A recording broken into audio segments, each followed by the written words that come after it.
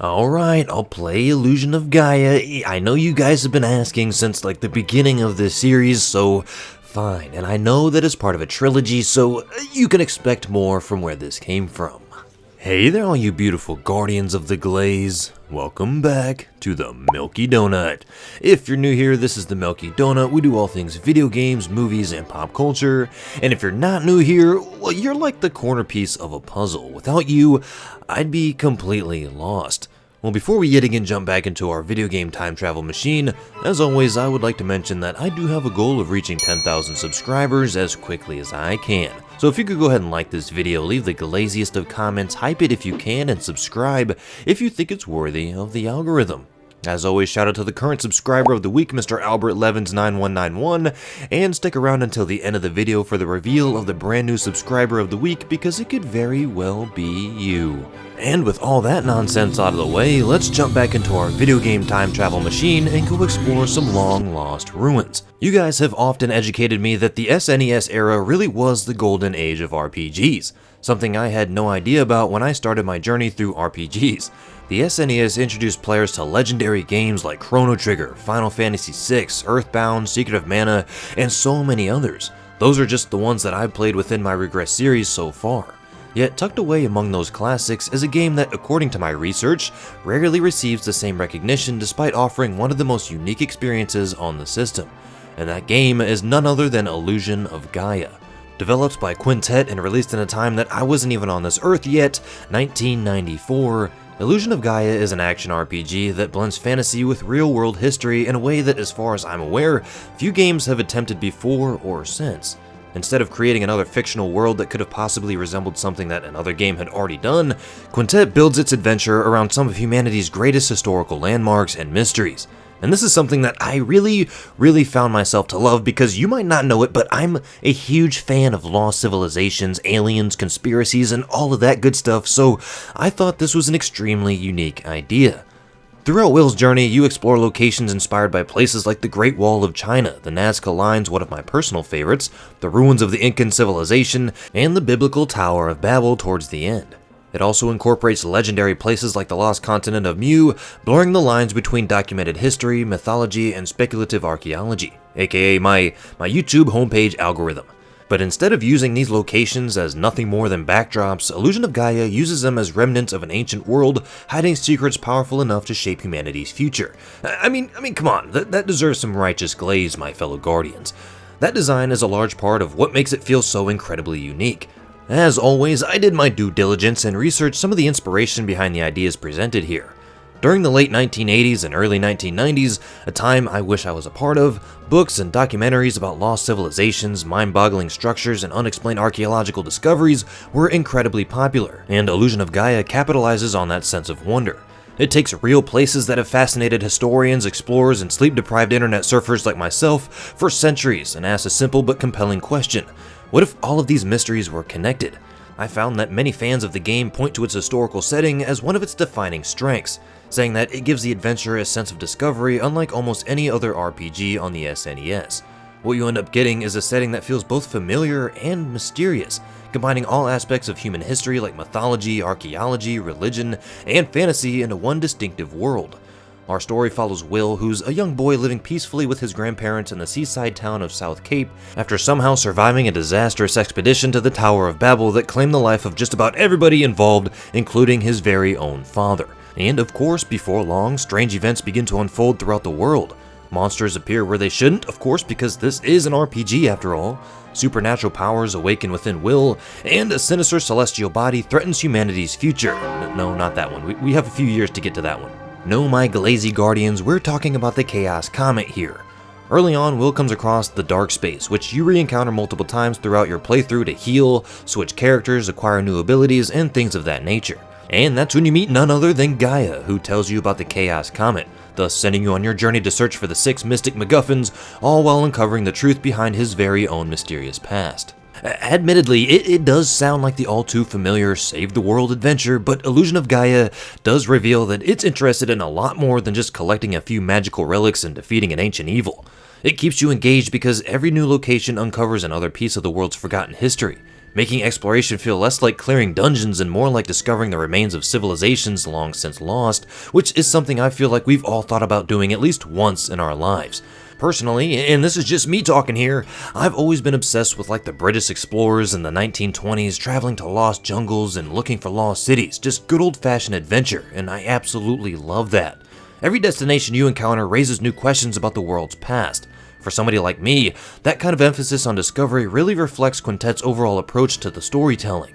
The art design is, again, fantastic, with all of the sprites being colorful and full of character. The world itself is gorgeous and a feast for the modern eye. I also found myself to love the bosses, the monsters, and any being that you might encounter because they have this cosmic eldritch look to them that really do feel like they're from another dimension. The music is also absolutely phenomenal. There's a wide variety of tracks that each create their own feelings and atmospheres to accompany the setting that they're present within. I especially like the dark space theme as it creates an otherworldly atmosphere that just really hit the spot for me. There really aren't any conventional fantasy tropes present here. Illusion of Gaia explores more into themes of destiny, sacrifice, and the legacy people leave behind. The monsters and magic are, of course, fictional, but the ideas behind them feel grounded, and Will serves as the centerpiece for those ideas. He's a silent protagonist, but he still feels like a fully realized character. His journey isn't just about leveling up, it's about discovering who he is and understanding the responsibility that comes with the powers he's been given. With great power comes great responsibility. Obi-Wan Kenobi. As the story unfolds, each revelation pushes him to question both his identity and his role within the world's future. Ironically, that character growth is also what highlights one of the game's biggest weaknesses, at least in my own opinion, which at the end of the day means nothing. And it could very well just be because I recently played Final Fantasy VII, which has an elite cast of characters, all of which are masterfully fleshed out. But early on, Illusion of Gaia introduces a cast of childhood friends and traveling companions that seem destined to share an epic adventure together, which they do, but many of them fade into the background right after their initial introductions, while others exist primarily to move the plot from one location to the next. The game's world, mythology, and central mysteries receive far more attention than its supporting cast, making several characters feel underdeveloped by the time you reach the end. Fortunately, however, that extra energy that was put into the world building does somewhat make up for it. It actually makes up for it quite a lot. Every region has its own identity, from the peaceful streets of South Cape to the ancient temples and forgotten ruins. Each and every location reinforces the feeling that you're traveling across an ancient world that was shaped by countless generations before Will's story ever even began. And what I mean by that is civilizations have risen and fallen, powerful forces have influenced history, and every new destination uncovers another piece of that larger mystery. A mystery that I had a great time slowly uncovering. And that sense of mystery gave the first few hours an incredible amount of momentum. I had questions about the Tower of Babel especially, and Will's abilities, and I could feel the stakes as the Chaos Comet continually drove the adventure forward, making it difficult to put down. It really does feel like an archaeological mystery wrapped inside of an ARPG. But what about the combat? Because if you don't know, I'm a very new and growing fan of turn-based combat. Well, it's good. I enjoyed it quite a lot. Illusion of Gaia embraces real-time action, which, I am a big fan of, meaning every swing of your weapon or dodge or block happens instantly, making success depend on positioning, timing, and learning enemy patterns, rather than strictly selecting commands from a menu. Will begins the adventure armed with a flute. Yeah, a flute. An unusual weapon for an RPG hero, but one that actually feels pretty satisfying to use. Attacks transpire quickly, the movement is responsive, and the controls remain consistent and reliable. Enemy hitboxes feel spot on, which is something I haven't experienced with a few other ARPGs. The combat forces you to stay mobile instead of statically trading blows. Just as importantly, each new area introduces a variety of enemy types, all with unique attack patterns, which forces you to adapt instead of doing the same thing for the entire game. Another pretty cool thing is, as the story progresses, Will gains the ability to transform into other forms, which ends up being one of Illusion of Gaia's defining mechanics. The first is Frieden, who's an ancient warrior wielding a massive sword. His longer reach, increased damage, and ranged attacks dramatically change the rhythm of combat, making encounters feel faster and more aggressive, but keeping a nice balance when it comes to the difficulty. Will then unlock Shadow, nope, not that one, who's another powerful form with its own abilities. While Shadow is enjoyable to use, I feel like he arrives so late in the adventure that there's not really a whole lot of time to appreciate everything that he brings to the table. However, the transformations aren't limited to combat. Each form possesses unique abilities that are integrated directly into the level design, which is another cool aspect of the game. Freeding can activate distant switches with energy attacks, Shadow can liquefy himself to pass through narrow openings, and Will retains abilities that the other forms lack. Instead of separating the combat from the exploration, the game ties both of them together, allowing new abilities to naturally expand the world as the adventure progresses. Not every mechanic is as polished as the others, however. Will's spin dash, which is required to climb certain ramps, feels unnecessarily awkward to properly execute at times. And considering how smooth the rest of the controls are, it's moments like these that stand out more than they otherwise might have. It's a bit of a nitpick complaint, but one that does occasionally interrupt the flow of the otherwise well-designed dungeons. Progression in the game feels a bit different as well, because instead of earning XP and leveling up, Will becomes stronger by thoroughly exploring each dungeon and defeating every enemy within it. Clearing an area permanently increases your health, strength, or defense, completely eliminating the need for any excessive grinding, which is always a good thing in my opinion. And once those upgrades have been earned, they're gone forever. Because many enemies don't respawn, you can't simply battle farm until they're OP, meaning every player reaches major bosses at about the same strength, making victories depend more on mastering enemy patterns rather than inflated stats. Progression becomes tied to exploration instead of repetition, which keeps the adventure moving at a nice steady pace from beginning to end. When it comes to healing, herbs can't be purchased in unlimited quantities like potions in most RPGs that I'm aware of. Instead, they're earned through exploration or discovered in hidden locations, making every healing item all the more valuable. Deciding whether to use one right away or save it for later adds a layer of resource management that keeps the more difficult encounters tense.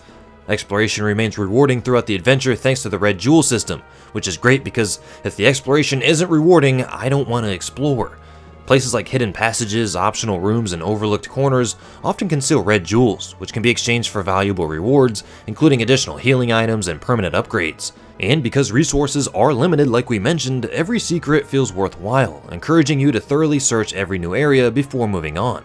That fits perfectly with the game's linear structure because once you leave most locations, you rarely ever get the opportunity to return. Instead of endless backtracking, Illusion of Gaia asks you to fully explore each area before continuing.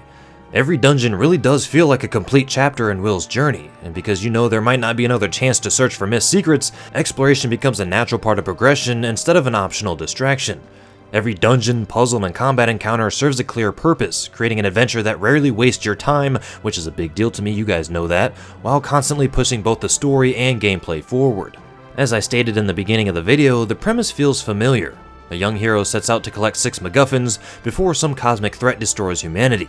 But as Will's journey unfolds, it becomes very clear that there's something a lot more philosophical than just another fantasy adventure. The game explores humanity itself, even when it gets super dark. Nearly every major location tells the story of a civilization that's fallen, been forgotten, or is struggling to survive. Ancient ruins and historical landmarks constantly remind you that great societies existed long before your adventure started, shifting the focus from simply saving the world to understanding humanity's place within its history. And that perspective, ladies and gentlemen, gives Illusion of Gaia an atmosphere, unlike almost anything else I've played within this series, or ever for that matter. The story gradually expands into something much larger involving destiny, reincarnation, and the hidden forces that have shaped human history for generations. The adventure becomes just as much about identity and purpose as it is about stopping the Chaos Comet. In my opinion, what makes the story especially great though is its willingness to tackle subjects that were what I would imagine almost unheard of in other games of its time. I could very well be wrong there, so feel free to tell me games that tackle the same themes in the comments. Throughout the adventure, Will encounters abandonment, starvation, child slavery, terminal illness, self-deletion, sacrifice, cannibalism, and the hopelessness of civilizations facing extinction. Yeah, sounds like a real joy of a game. But these aren't just dark themes for the sake of shock value alone. They reinforce the idea that humanity's greatest struggles often come from us, humans, instead of supernatural monsters, because at the end of the day, we are the monsters. Take poor little Hamlet, for example. A pig who briefly accompanies your party before sacrificing himself so everyone else can survive. It's moments like these that completely changed the tone of the adventure and really did something to me, reminding me that the world's greatest dangers aren't always something magical or incomprehensible. More often, they're the result of greed, fear, and the choices people make when they're desperate enough to do so. It's an ambitious direction for any game, let alone an early 90s RPG, but it's also where another one of the game's biggest weaknesses begins to show. Illusion of Gaia introduces so many mature themes that it never really gives any one of them enough time to fully hit. The formula is essentially as follows. A tragedy unfolds, the immediate problem is resolved, and the story quickly moves on before the characters or you have very much time to reflect on what actually happened. The result is a bit of occasional emotional whiplash. Several powerful ideas are introduced, but only a few receive the depth that they actually deserved. The supporting cast contributes to that problem as well, as we talked about earlier on. While Will grows considerably throughout the adventure, many of his companions remain fairly underdeveloped. Several even disappear for long stretches of the story, while others never really evolve much beyond their initial personalities, and considering how imaginative the world itself is, it's a little bit unfortunate that the relationships between its characters don't receive quite the same level of attention. The ending also struggles a bit with this same issue. Its biggest twists are imaginative and refreshingly different from a typical fantasy RPG, but not all of the mysteries are ever fully explained. Some of the unanswered questions could very well stem from the game's translation, while others do seem intentionally left open to interpretation. Either way, nitpicks aside, the finale is much more interested in presenting big ideas than it is to try to tie every loose end together, which is fine. Even with some shortcomings, its greatest strength is its willingness to reach beyond the conversations of its genre. I've personally never played a game where blending mythology, history, and mature themes together into one unique style works so well. Playing Illusion of Gaia with a modern perspective, I don't feel like it's remembered because it's the most polished RPG on the SNES because, well, it isn't. Its supporting cast never quite reaches the same heights as its world, and some of the biggest ideas aren't explored quite as deeply as they could have been, and the ending leaves behind more questions than it answers. And some might like that mystery. There are definitely RPGs on the SNES with tighter storytelling and stronger character development, a couple of which I've played within this series, but every town, every ruin, and every forgotten civilization feels like Quintet was trying to tell a story about humanity rather than simply giving players another run-of-the-mill dungeon crawler. The world itself becomes one of the game's greatest characters, considerably making up for any nitpicks that I might have. Its gameplay has aged just as well, with the real-time combat remaining responsive throughout my playthrough, the transformations keep both combat and exploration engaging, and the progression system eliminates the need for grinding by rewarding curiosity instead of repetition. But more than anything, Illusion of Gaia reminded me why I enjoy experiencing these older games for the first time. Some of them earn their reputation because they're nearly flawless, and others endure because they took risks that no one else was willing to take. I mean, look at games like Crystallis or Nestroid for example. Sure, they might have a few rough edges and might not be perfect in every sense of the word, but they sure as hell paved the way for future games to follow and improve upon what they started.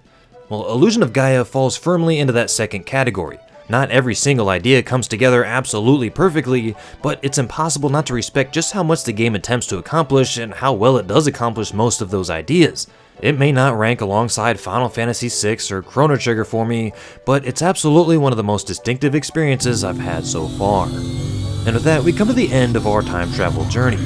As always, I had an absolute blast playing Illusion of Gaia. But do you prefer old games or new games?